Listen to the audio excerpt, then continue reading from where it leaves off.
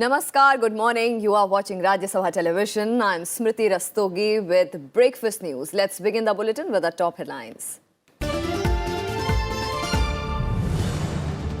Voting underway for 199 seats in Rajasthan and 119 seats in Telangana Assembly elections. Polls in the two states will bring to close nearly month-long exercise to elect governments in the 5 states, counting on 11th of December.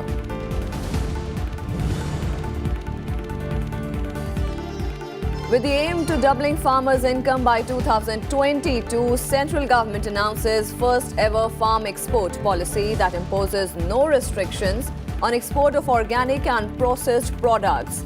Approval to Shahpur Khandi Dam project on River Ravi in Punjab also cleared.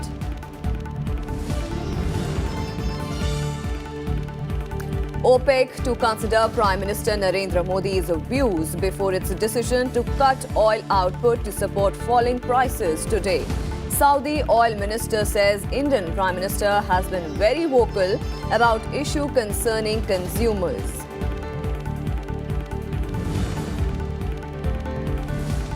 Nation honors martyrs and men and women in uniform on Armed Forces Flag Day today.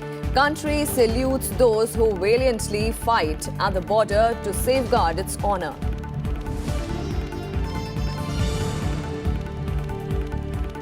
And Facebook makes it compulsory for political advertisers to disclose identity and location.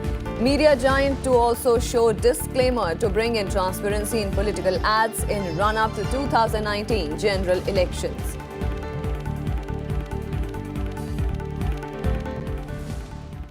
First, all the election news in Battleground 2018.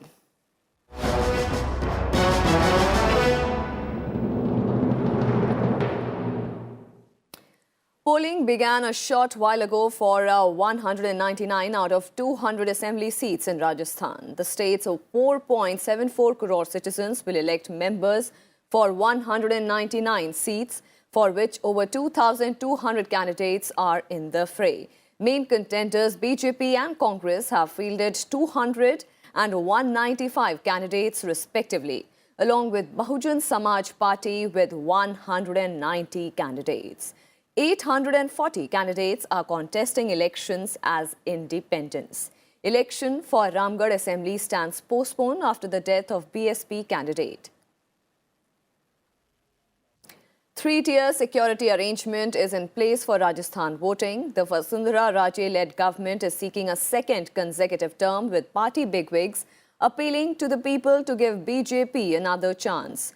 The Congress, however, is fighting for a comeback. And to get a wider perspective on how the things are transpiring on the ground, we'll go across to our correspondent Panchanan Mishra, who is joining us from Jaipur. Panchanan, the voting has just begun. Now, what are you able to gauge from the ground? What is the voter, how enthusiastic is the voter? What is the voter turnout? What are you gauging from the ground? Absolutely, Smriti. Voting has just begun. It's 8 a.m. And we are at Jaipur. It's one of assembly. It's named Civil Lines. Jaipur has 19 assembly seats, so we are here at one of the polling booth. And let me show you the pictures here.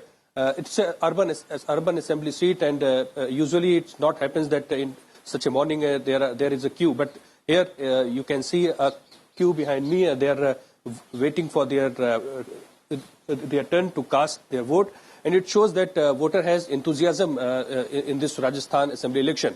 This is an assembly election which is very much crucial for both BJP and Congress, because BJP is trying to come back and Congress is now looking there is an opportunity to come back. So it's a tight contest here in Rajasthan, and Rajasthan is voting for 199 seats because one seat is not going for poll because one candidate, it's due to death of one candidate. But this is an enthusiastic election among voters. We have talked, many of them, we traveled across many districts of Rajasthan. And there was enthusiasm, and people were very vocal about the issues, their problems. And certainly there will be an effect on this voting.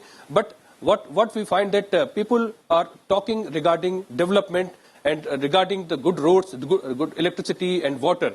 These are all the basic issues here, and also unemployment was a very, very much primary issue here. So I think these issues will certainly have effect on the voting pattern.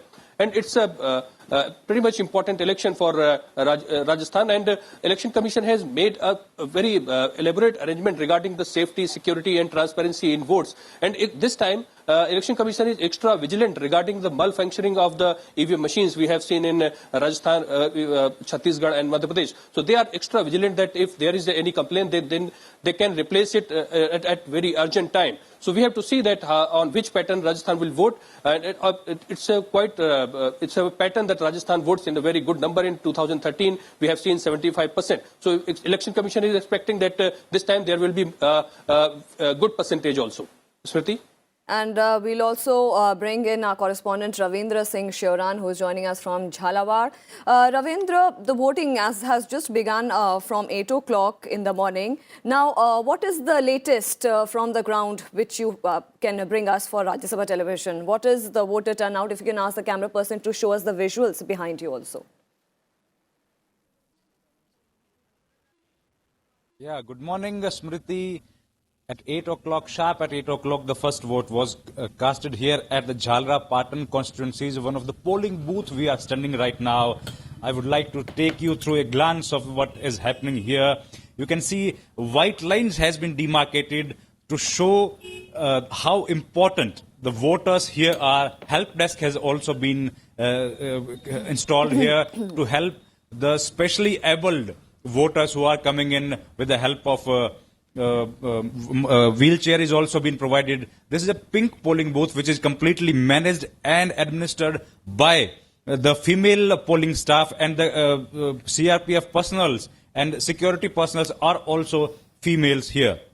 This is only to encourage the female voters. More and more number of electorate should come here and cast their vote. Election Commission has started this in every constituency. There is one polling booth and one model polling booth station has been created with all the amenities, basic facilities, and they have walked a long mile to create this. And now Election Commission has given all the facilities here, which includes the basic toilet facility. One doctor is also has been placed here, and water facility has also been. Also, the shade shower has been provided here so that they can take rest to wait their turn. This election is quite crucial. Voters, we can see this voters are coming in before the starting of vote at 8 o'clock, and queues has been also made there inside. We are not allowed to go beyond this point. The Chief Minister Vasundhara Raje Scindia is also scheduled to come here 20 minutes past 8 o'clock. This election is quite crucial in Smriti. We have seen that a cacophony of the whole campaign, which ended day before yesterday. The Prime Minister Narendra Modi, who himself was leading the charge from the BJP's front, and Rahul Gandhi, who addressed 20 rallies. Prime Minister addressed 13 rallies here, raising the different issues which are concerning to the people of Rajasthan, and BJP is seeking a second consecutive term here, and the Challenger Congress Party is also posing a challenge to the Congress, to the incumbent BJP. Election Commission has done elaborate arrangement, which including the 3-tier security system. And this election is, let me tell you, 4.75 crores are going to cast vote in this election. Out of that, more than 60 lakhs are the new voters. They have been added to the list for the first time. And they are quite crucial this time. All the political parties are trying to cater that important section of the voters. And they are trying to, in their manifestos also, we have seen a lot of new schemes focusing especially on the youth and the student has been given by the political parties in their manifesto. But how the whole voting turnout will turn into, this is what we have to watch. But right now, people of every age, section of society, they are coming with full confidence, are quite happy, and especially the senior citizens have already started coming in. And as the day will proceed, we will be able to see how much the voting percentage will turn out. Absolutely. Smriti. And we'll also bring in our correspondent, Mohammad Fateh Tipu, who is joining us live from Tonk. Tipu, any special arrangement at the polling station where you are present?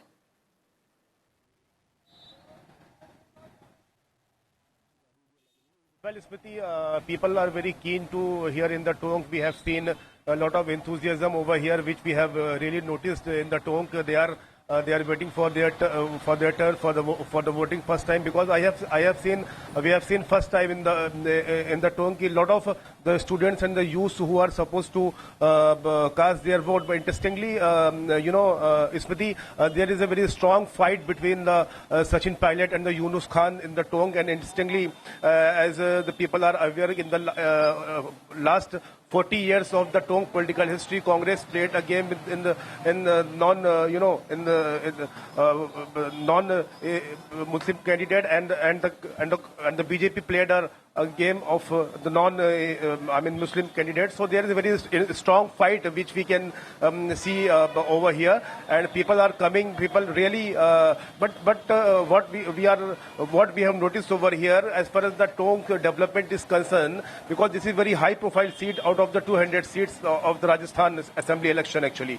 So there is a more, what we have seen over here.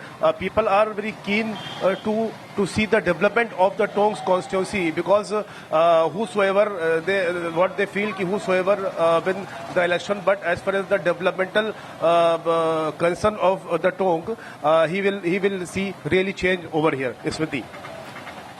Thank you so much, Tipu, for joining us, and thank you so much, gentlemen, for giving us the latest from Rajasthan. Now, the latest from Telangana, where over 2.8 crore voters are exercising their franchise today to elect leaders in the country's youngest state, Telangana. There are 1,821 candidates in fray for 119 constituencies in the state, with the TRS fielding candidates in all 119 seats. The Congress has fielded 99 candidates. Its allies, Telugu Desam Party and CPI, have fielded 13 and 3 candidates. BJP has fielded 118 candidates. Nearly 1 lakh police personnel are deployed to ensure smooth polls. The Election Commission is using VVPATs for the first time in the state. In the contest are the TRS, the Congress, TDP combined, and the BJP.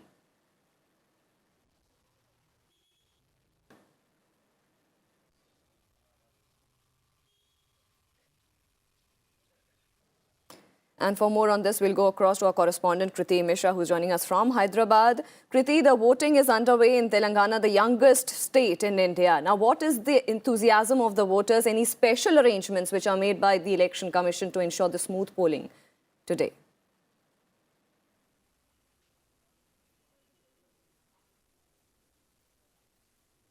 Well, Smriti, as you said, that the youngest state of India is voting to elect its second government, and you can see behind me, and if I can request my camera person to pan the camera a bit, there is palpable excitement and there's palpable exuberance among the voters.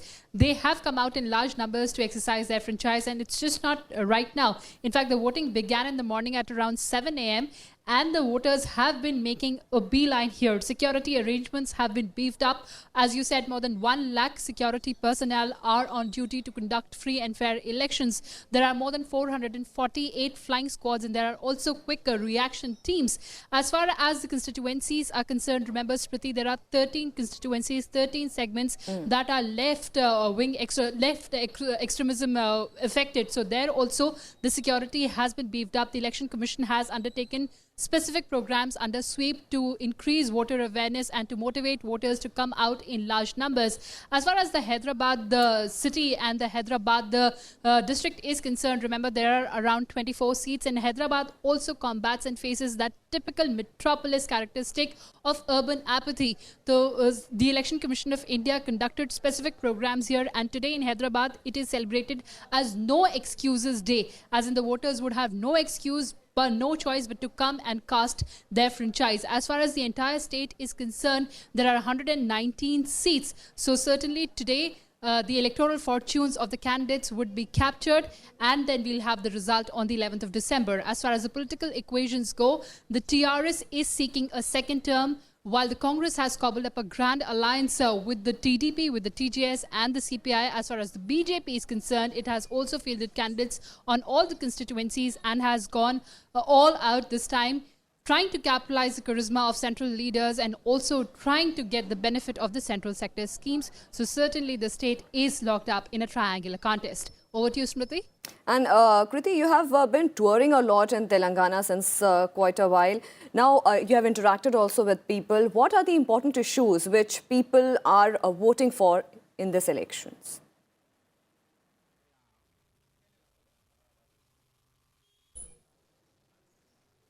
Well, farm distress definitely stands out as a major poll issue in the state because remember, after the inception and after the creation of the state in 2014, more than 3,000 farmers have committed suicide here. So definitely farmer suicide is one of the major issues.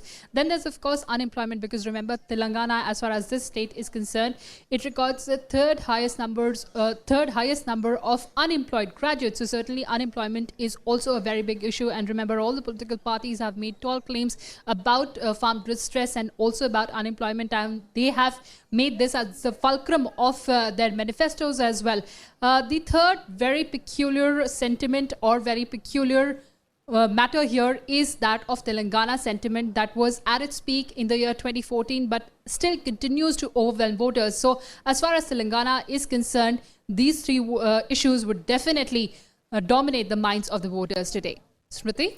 Thank you so much, Kriti, for joining us and getting us all the latest from the ground in Telangana. And thank you so much, gentlemen, Tipu, Panchanan and Ravinder, for helping us understand the mood there in Rajasthan. Now, with that, we'll head into a very short break. More news and updates on the other side. Stay with us.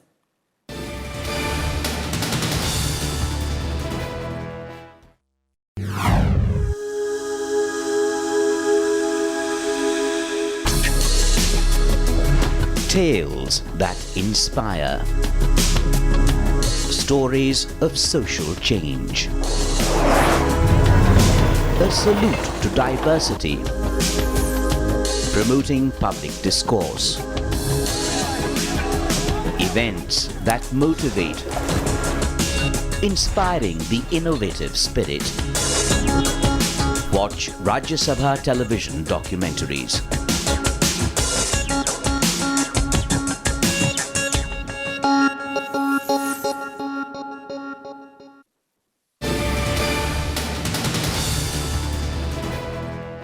Welcome back. The Union Cabinet has approved a maiden export policy for the farm sector. With the aim to double farmers' income by 2022, the Cabinet approved the agriculture export policy that imposes no restrictions on the export of all organic and processed products. The government aims to double the agricultural shipment to over $60 billion by 2022. The policy aims to boost exports of agricultural commodities such as tea, coffee and rice and increase the country's share in global agri-trade.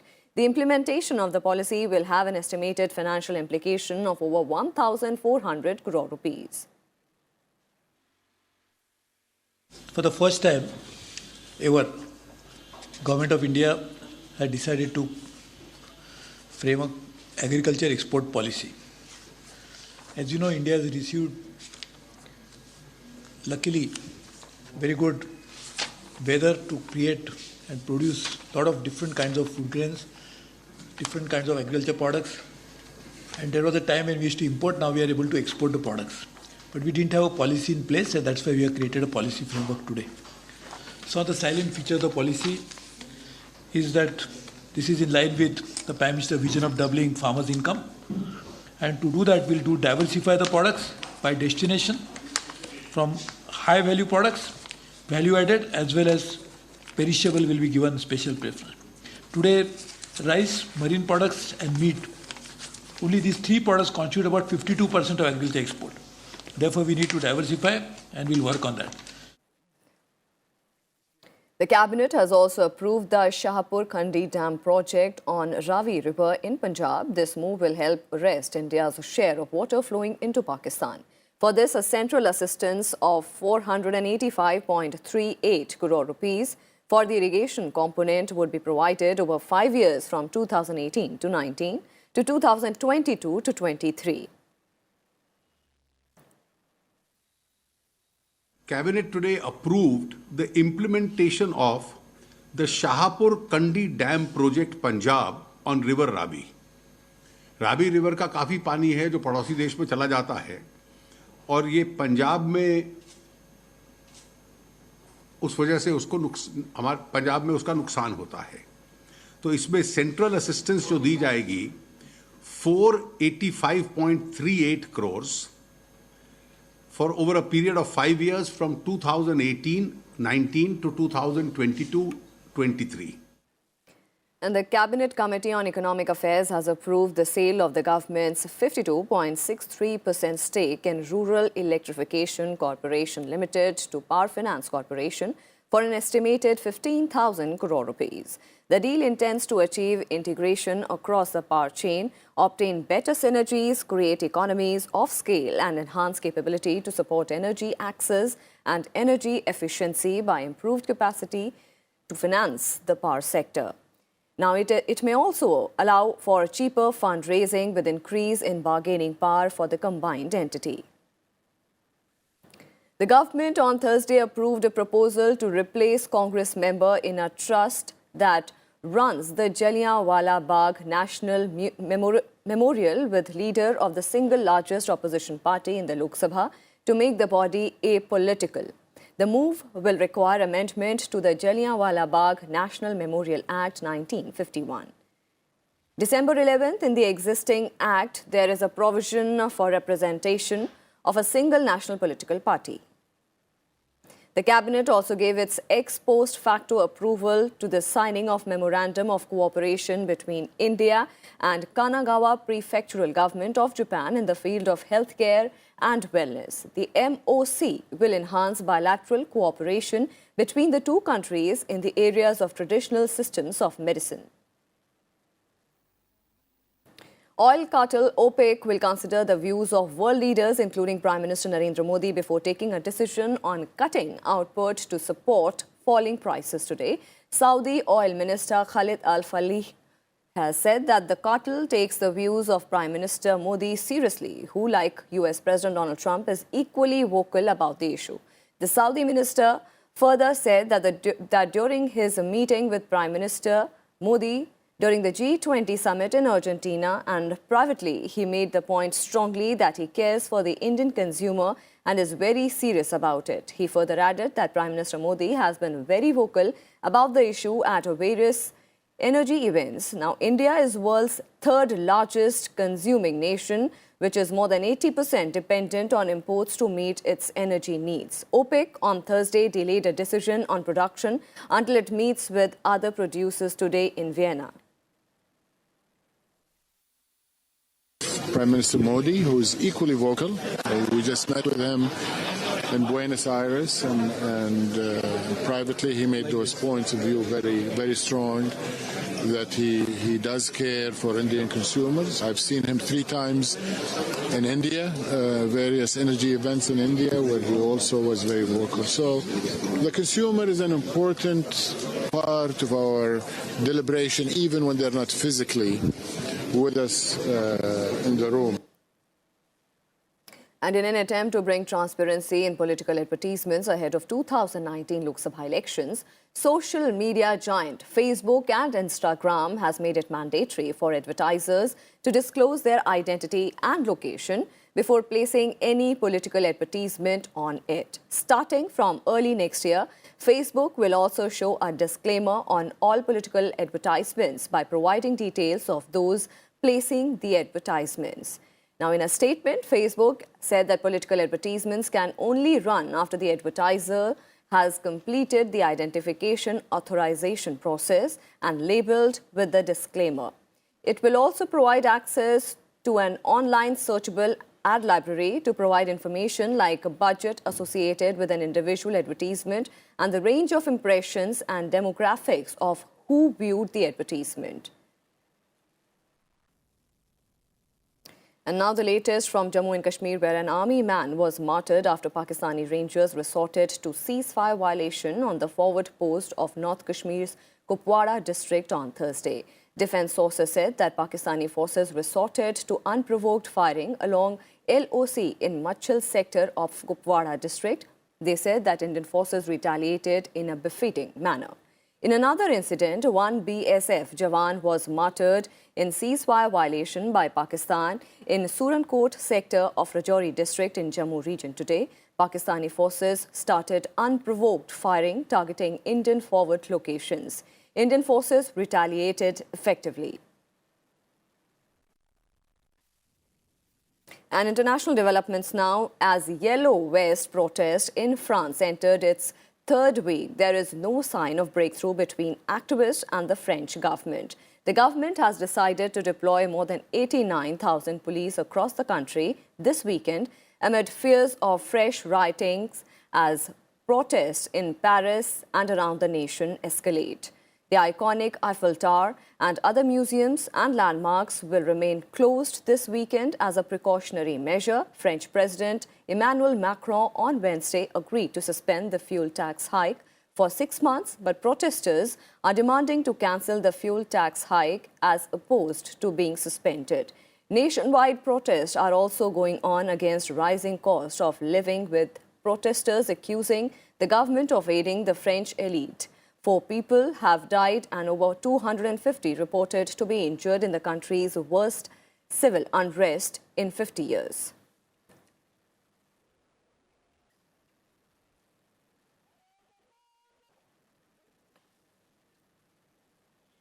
And sports news now. The first test of the 4-match series between India and Australia is underway at Adelaide. Resuming its overnight score of 250 runs, India was unable to add any run in its tally on day 2 as Mohammad Shami lost his wicket to Australian pacer Josh Hazlewood at the start of the day.